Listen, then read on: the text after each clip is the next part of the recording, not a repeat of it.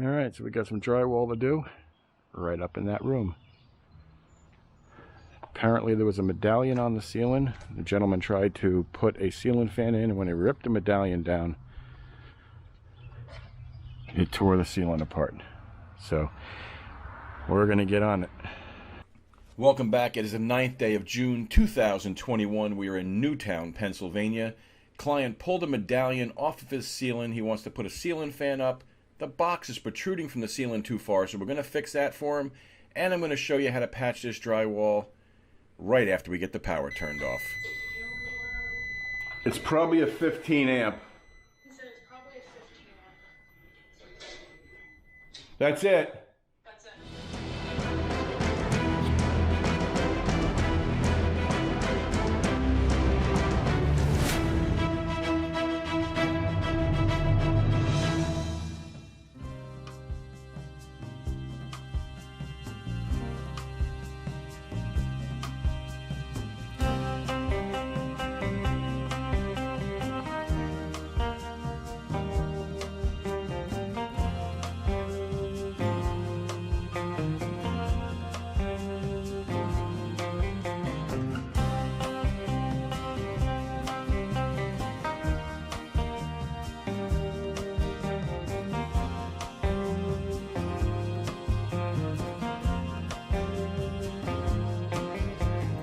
So I guess you probably tuned into this video because you have torn drywall paper and you're looking for the best solution on how to repair it. What's important is when you have torn drywall, you cannot put joint compound over the top of it. If you do, the brown paper will blister.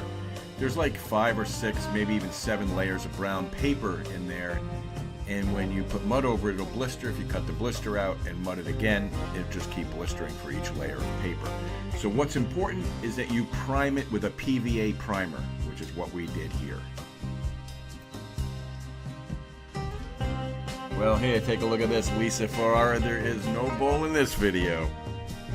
We ended up painting the entire ceiling because the ceiling paint that we brought did not match what he had there. This way the job looks complete and it looks beautiful. Alright, so the Dexter room is gone. That's what we look like. Box is flush. Ceiling looks like it's a little off in places because it's not completely dry everywhere. But that's a job well done. What do you say, Katana? Yeah, came out really nice. I'm sure he'll be very happy with it. I think you're right. Yeah, see, it's still wet right there a little bit. Looks good. And we also, just as an added bonus, because we had time to kill, filled in a spot here for him, just to be nice.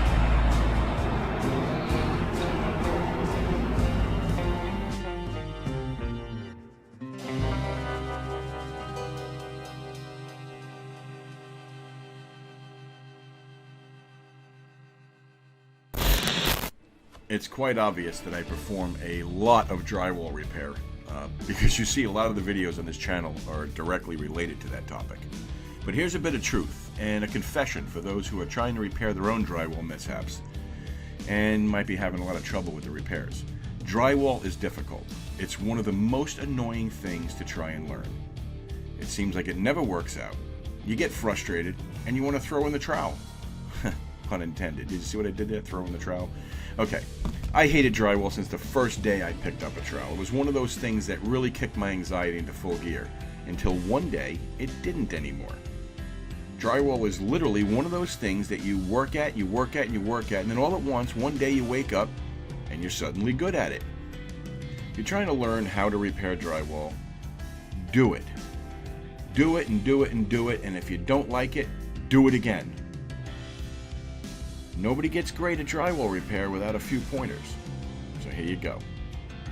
Fill large gaps with a fast setting compound such as Durabond 90, Easy Sand 20, or the Easy Sand 5. The 20 and the 5 reference minutes. So Easy Sand 20 dries and is ready for a second coat in 20 minutes, and the 5 is 5 minutes. Sometimes you have to put paper tape soaked in drywall compound over a hole and let it harden up before filling that hole in.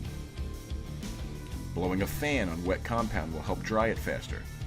But if you're using that pre-mixed drywall compound, such as the all-purpose stuff, it'll likely crack if it's too thick, whereas the fast-setting compounds tend to hold up better. And don't be afraid to use paper tape to hide anything you don't want visible, such as the edge of a corner bead or an uneven surface.